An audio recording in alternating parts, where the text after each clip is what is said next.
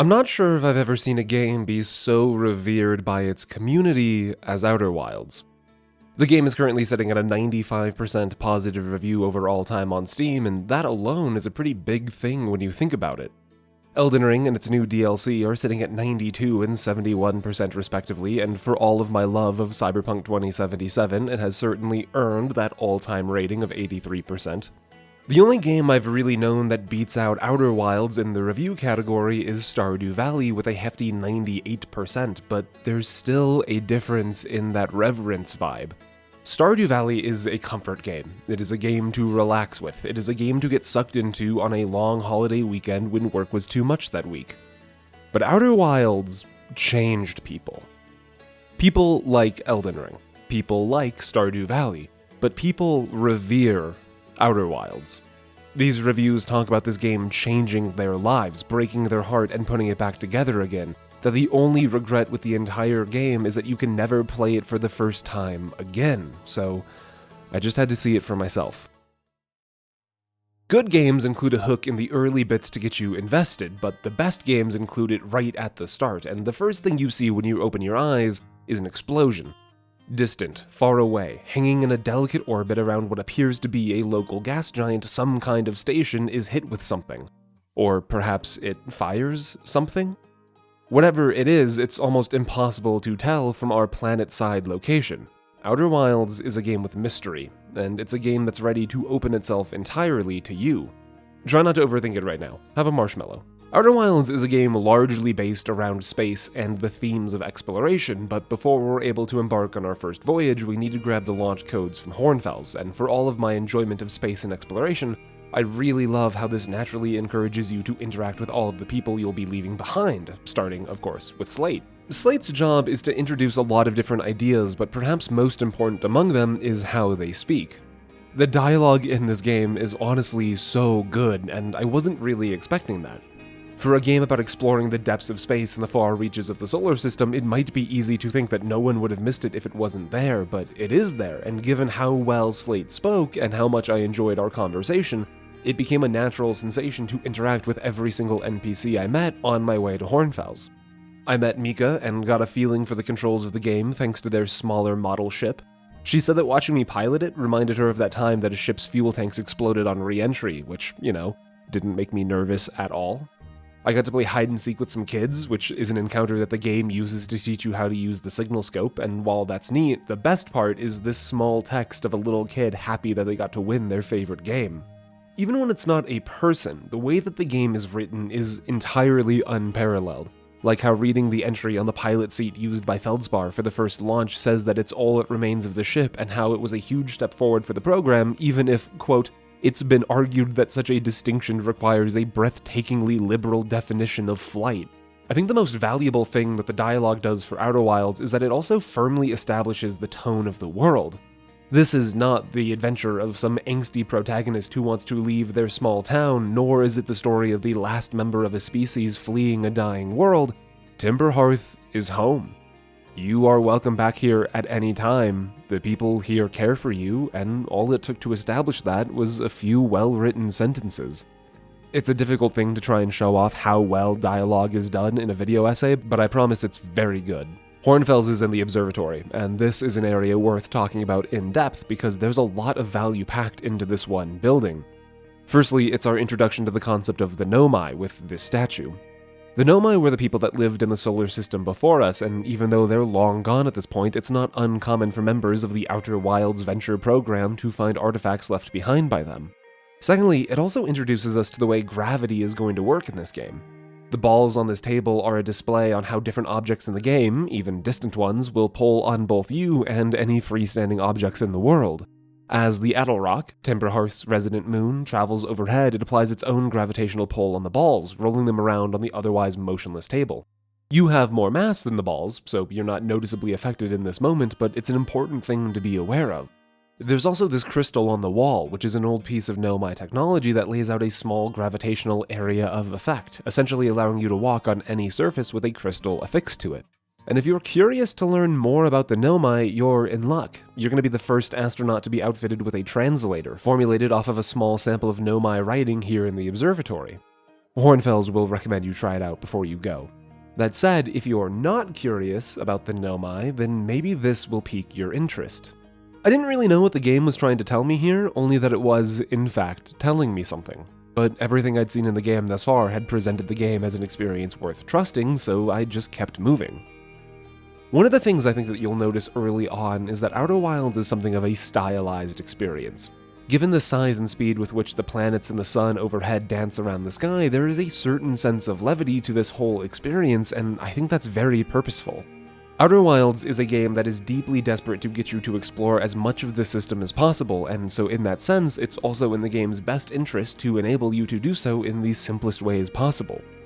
This style goes beyond just the solar system. Your own ship has perhaps the most immaculate sense of cozy ever put into design. Despite its small size, it manages to maintain 4 or 5 different distinct areas between the pilot seat, the storage area for your EVA suit, the radiator and crystal, and the computer and food storage area.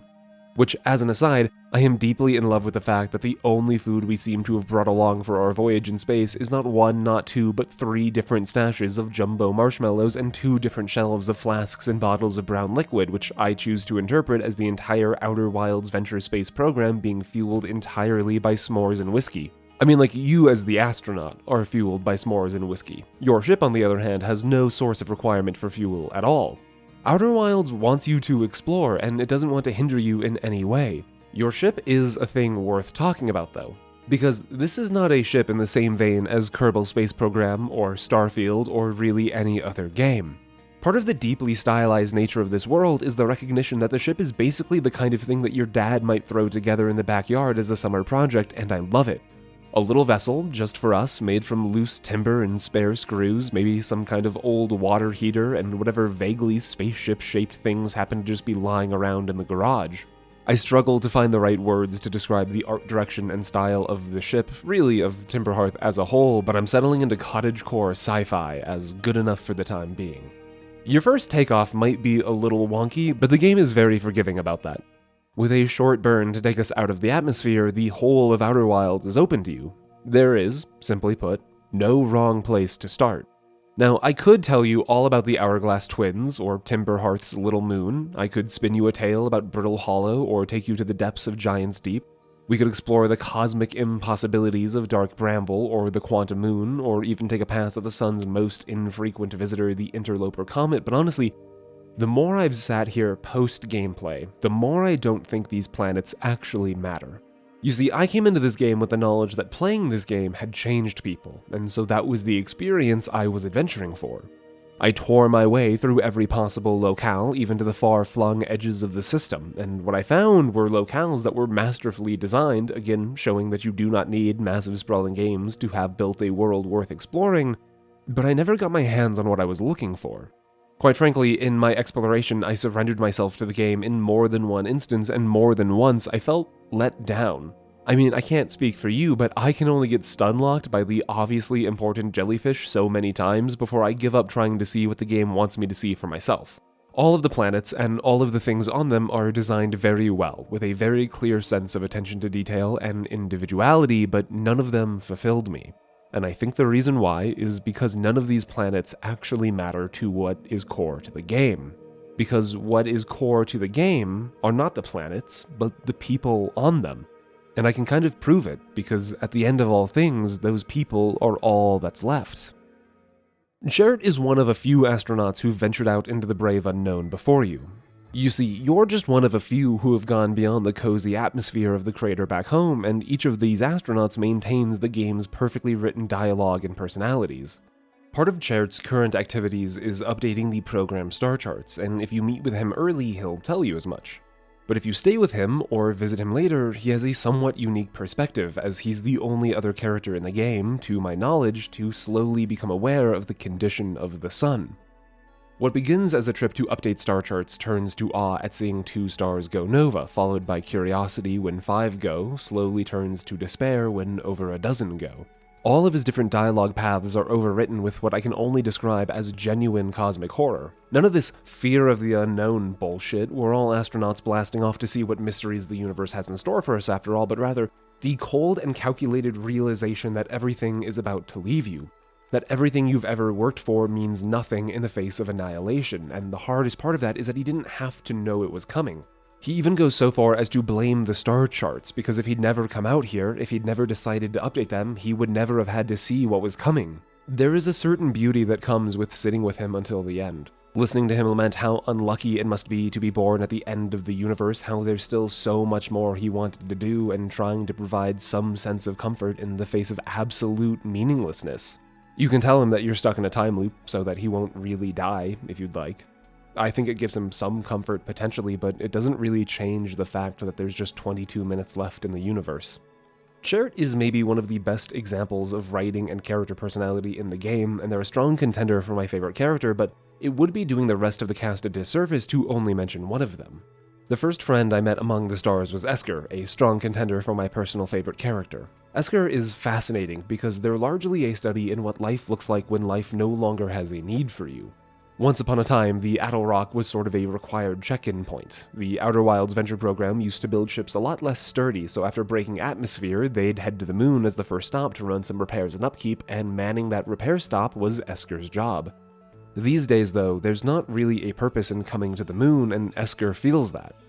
The world started moving around them, and they stayed in place. Nowadays, people mostly just forget about Esker.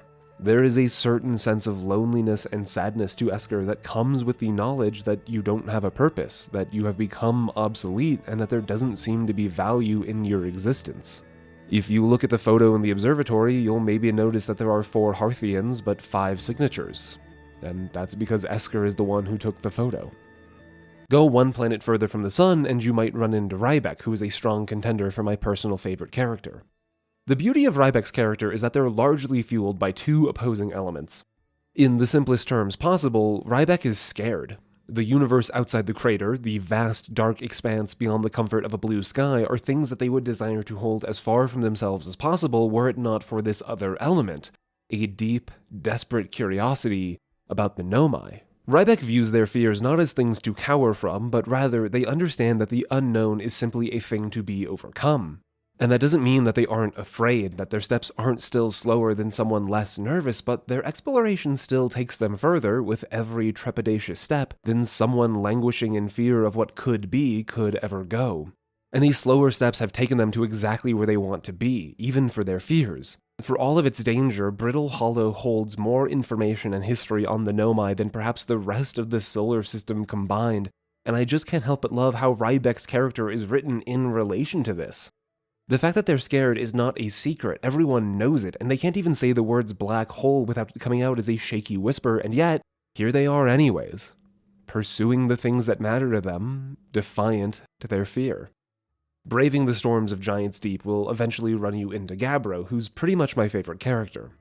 I think there's some very cool imagery and tone that comes from a flute-playing, hammock-lounging astronaut who simply cannot be bothered that they're stuck on a planet with the defining trait of many hurricanes. In fact, the sense of calm is essentially his entire personality, which is especially interesting considering that they're aware that they're stuck in the time loop with you.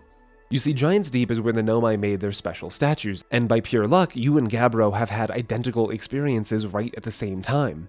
And Gabbro's response to this is to basically have no response. Gabbro is about as chill as you can get, and I think you can read this in 2 different ways.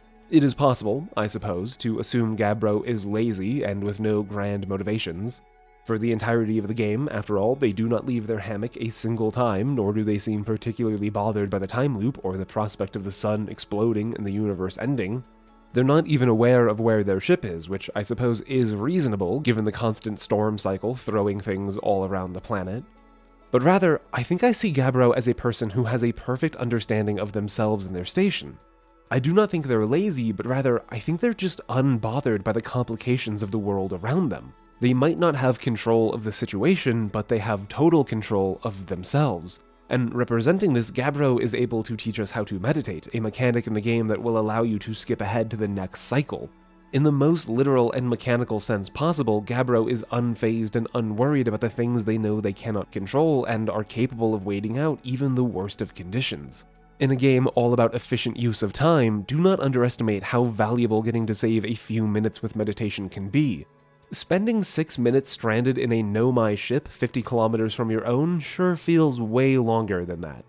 In addition to these aforementioned 4 astronauts, you will hear tales of an elusive 5th, an individual by the name of Feldspar. They were the boldest, the bravest, the most capable, and for a long time, they've been missing. The vibe from the other Hearthians isn't that things are bad by any means, but that Feldspar certainly seems to have taken the good old days with them when they left. For the attentive and the aware, however, there's more than a few ways to discern both that Feldspar is still alive and where their current location is. If you do manage to find them, I think you'll understand why Feldspar is a strong contender for my personal favorite character. Firstly, they can be found exactly where their fabled characterization would lead you to, at the heart of the most dangerous locale. Dark Bramble is a confusing labyrinthian maze full of dangerous anglerfish, and Feldspar has made a home for themselves in the deepest part of it within the skeletal remains of the largest anglerfish after crashing their ship during an escape from the beasts. Feldspar is happy to regale you with stories and tales of their daring do and brave adventuring, but they're also happy to congratulate you on much the same, understanding that reaching them means that you're a pilot of no minor skill.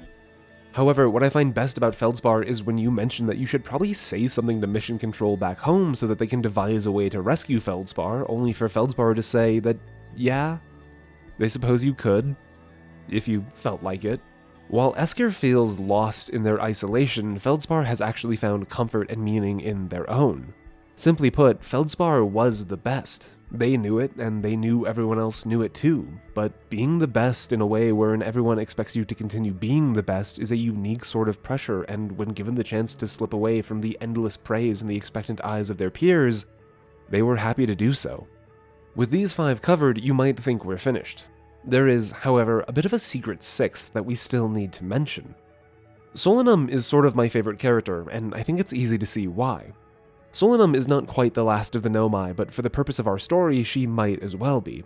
Solanum is on a pilgrimage of sort, and you can join her by traveling to the Quantum Moon. The Nomai people that were here before us had a healthy obsession with what they called the Eye of the Universe, and their understanding of it led them to the Quantum Moon, the closest they could conceivably get to the Eye itself, and in your own search, you have the chance to speak to one of them. After spending an entire game trying to uncover their mysteries by the things they left behind, getting to ask questions to a Nomai directly is particularly moving. I think the thing that I found the most fun about meeting Solanum is that long before you meet her, you can find old notes and conversations that include her. Nomai writing is done in this beautiful sort of spiral pattern, but there's a cute quirk to it where adult Nomai would write in clean, concise spirals, but Nomai children, who didn't have good handwriting yet, so to say, would write in larger, more sprawling spirals, and you can find some written from Solanum in both contexts. You can literally watch as the way Solanum views the world around them changes over the years as she grows, going from hating the Eye and its signal for drawing her people here to realizing that, in her own words, the universe is, and we are. Meeting on the Quantum Moon, even though we had never met before, in a way, felt like greeting an old friend. Of course, the best part of meeting Solanum is getting to go back and talk to Riebeck and telling them that you spoke with a Nomai, and seeing that Riebeck is not envious or mad that you took the experience from them, but overwhelmingly excited to know that there is more to their lives' work than they would have ever hoped for, and that they're so grateful to you for delivering that purpose to them. I want to talk about the way the universe ends. Due to the nature of Outer Wilds, I've kind of been assuming this whole time that you've played the game if you're watching this, and so that you know that Outer Wilds is a time loop game. A 22-minute cycle, resetting to the moments before your first launch, with the rupturing of the sun. The reason for this cycle existing is complicated and involves no small amount of quantum time travel, made possible by an old piece of Nomai technology called the Ash Twin Project. The first time I pulled the Ash Twin Project's warp core, I realized that I didn't actually know what to do with it. And with so little time left on the clock, I figured solving one mystery and ending the loop was a decent enough thing. And so I stood atop one of the Ash Twin Towers, and I watched Chert's camp, and I like to think that Chert watched me too, and together we watched the universe die, and the sun consumed us both. This is, of course, not where the game actually ends. In fact, the game never truly ends, because even if the credits roll, you'll have the option to resume your last save, restarting at the beginning of the cycle you finished the game with. There are a few endings, but there is one that I consider the true ending, wherein you're able to take the Ash Twins' warp core, recover the vessel that the Nomai originally came to our system with, and travel to the Eye of the Universe. And if you achieve this true ending of Outer Wilds, those aforementioned characters will be all that is left. You might have noticed that across my videos, I really like to use the phrase "here at the end of all things" to describe an event or place with a certain sense of finality, but if there's ever been a proper place to use the phrase, it's right here, in the most literal sense, at the end of all things. Which of course means that I also get to use the phrase "getting the band back together" in the most literal sense too. Esker is the first to meet us in this place outside of time, and they'll ask us if we can hear the music. Outer Wilds has a pretty intimate relationship with music, and I'm not really qualified to talk about that, but I can tell you that it's a pretty special thing. Every astronaut we've met in our journey plays their own instrument, with the exception of Esker, who's a whistler. And while you can listen to any one astronaut play during your journey, it'll be here that you finally get to hear them all together. Scattered across the end of time are all of our different astronaut friends, even the newest of them, and they can be collected by retrieving their instruments. One by one, they come to join Esker at the fire, and together, in the most literal sense possible, they play the song that birthed the new universe. Or at least, the potential of a new universe. Riebeck's happy to have learned so much, but they know that now is the time for something new, and even if they don't get to see it, that's still okay with them. While Chert once cursed the stars, here at the end, they only remember them as beautiful, even if our own was what killed us. Even if it's all over, it was all worth it. Gabbro, being Gabbro, could never have any resentment about anything ending. They had fun, and they're happy to be a part of something bigger than themselves.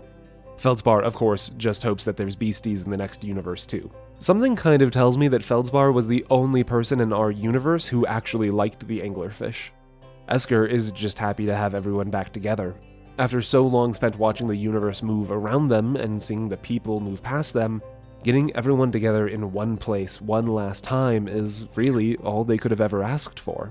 And I was even able to do one better, and I brought an extra friend, someone that Esker could never have expected. The song they play is new to Solanum, but she's honored to be a part of it.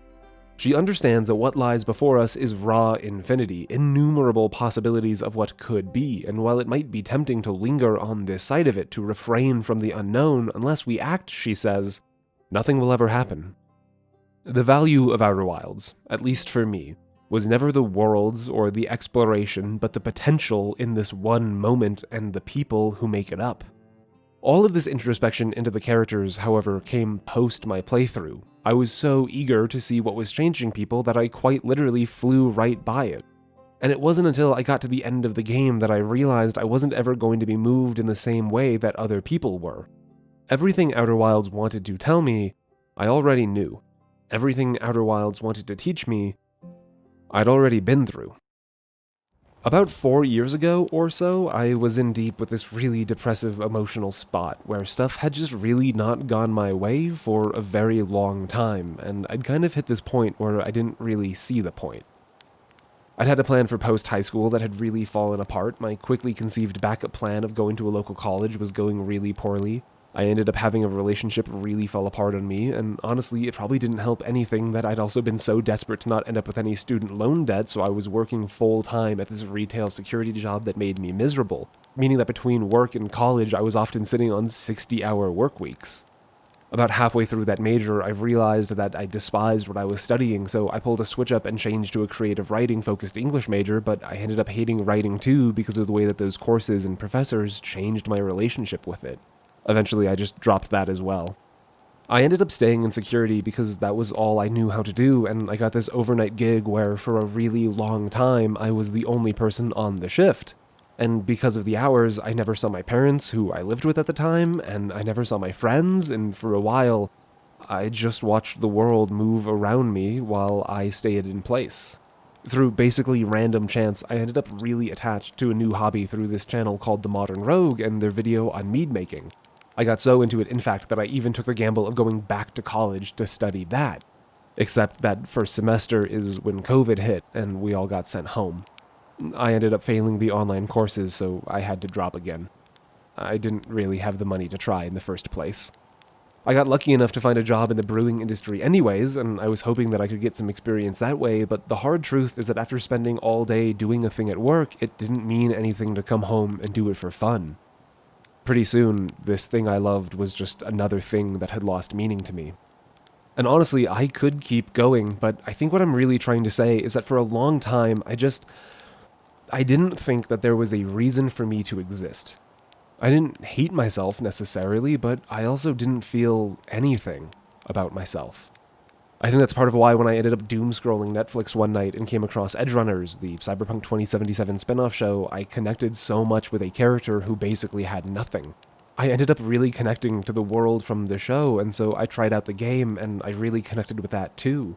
And for the first time in a really long time, I felt like I actually had something that meant anything to me.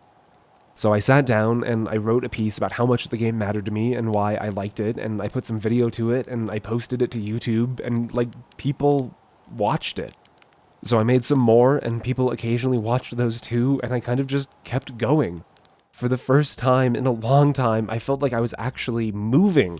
And now, here I am, getting to do a thing that I love just because I love it. And I feel fulfilled, and I'm actually able to live off of it. Which includes getting to be involved in different hobbies and things, and I actually get to see the people I love because I don't have to work these weird bullshit night hours, and I would have missed all of this if I had just followed through with not seeing a point to me being here anymore. And that doesn't mean that every day is great or that the process of getting here was easy. Some days are still really hard, and I still struggle a lot sometimes. You can only be that lost for so long before it does some seriously weird long-term stuff to your brain, but it gets easier going through those phases when it happens because I know that I've already done it, and I know it's going to be worth it. Oh, I also got married to my best friend. That also happened. I would have missed that, but that's its own story for another time. I think what Outer Wilds wants to say with its story, and what I would tell you from all my own time spent failing and watching the world move around me, is that it's gonna be okay. And it might not feel like it, you might not always know how or what it's going to look like or when it's going to come together, but it's going to be okay. Outer Wilds will tell you that. I will tell you that. And I bet that if you can tell yourself that too, and just give it some time, it's going to be okay. So some of you totally called it from the outro of the last video that an essay on Outer Wilds was coming up, and sure enough, here we are. Between the two of us, I think I'm going to start using the outros of these videos to tease what's coming up soon. Let's see if anybody can get what this next one's about. Outer Wilds is a pretty special game, and I'm really happy it exists. It didn't quite hit me with its full strength, but I don't think I was really its target audience anymore by the time I went through it. If you haven't played the game, but you like solving mysteries, there's honestly a whole lot left in the game for you if this is all you've seen of it. Either way, it's time I give a massive thank you to the people over on Patreon who have been funding this project. You guys are the jumbo marshmallow stash that keeps this program alive, and I couldn't be happier that you're here. And if you want to help support the channel and get early access to my work and get credit for your contribution, then consider checking out my Patreon page and seeing if there's a tier for you. Thank you.